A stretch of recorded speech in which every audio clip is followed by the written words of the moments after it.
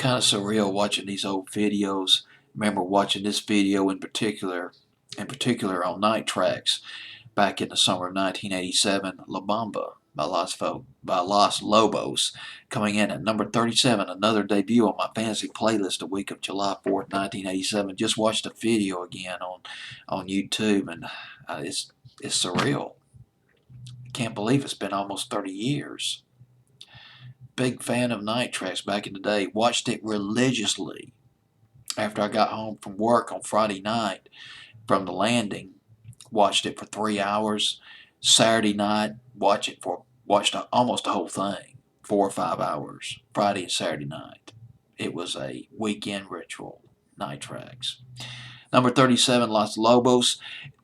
It was originally La Bamba, a Mexican folk song, originated in Veracruz State, Mexico.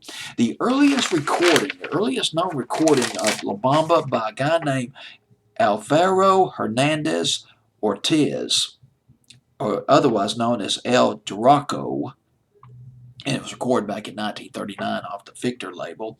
Then Richie Valens did the rock and roll version of it. He was reluctant to do that, though, because he was proud of his Mexican heritage and emerged a stellar, a signature Mexican folk song with a rock and roll beat. He was a little, I'm not too sure about that, but he did do it and created one of the most memorable songs of the 50s. But I got to tell you this.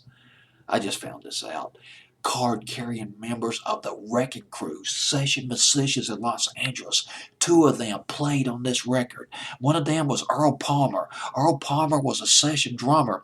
He joined the Wrecking Crew in 1957, 1958, but before that he drummed in New Orleans. He played on Lottie Miss Claudie by Lloyd Price. He played on The Fat Man, Fats Domino's first R&B hit, 1950. He played on I'm Walking and Blue Monday. Blue Monday kicked ass by Fats Domino. Blue Monday. That was a good rock and roll record.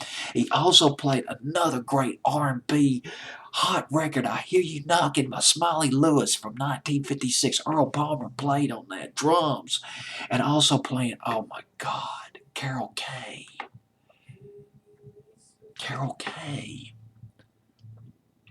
A card-carrying member of the Wrecking Crew, a brilliant bass player. She played on Beach Boys, Help Me Rhonda. She played on those sessions. Help Me Rhonda, California Girl, Sloop John B. She played on that. She came up with the signature bass part at the beginning of Wichita Lineman by Glenn Campbell. And Glenn Campbell was impressed because he too was a member of the Wrecking Crew before he got real big in the late 60s. He said, "That's great, Carol." I mean, and also Carol Kay came up with the bass part, the beginning of Midnight Confessions by the Grassroots. That boom, boom, boom, boom, boom, boom, boom, boom, boom, boom. Carol Kay. I can't.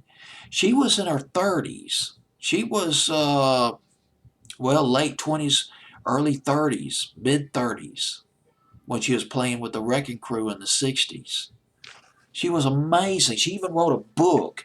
I wrote How to Play Electric Bass. She wrote a book, How to Play Electric Bass. I just cannot emphasize the importance of these two people, Earl Palmer and Carol Kay.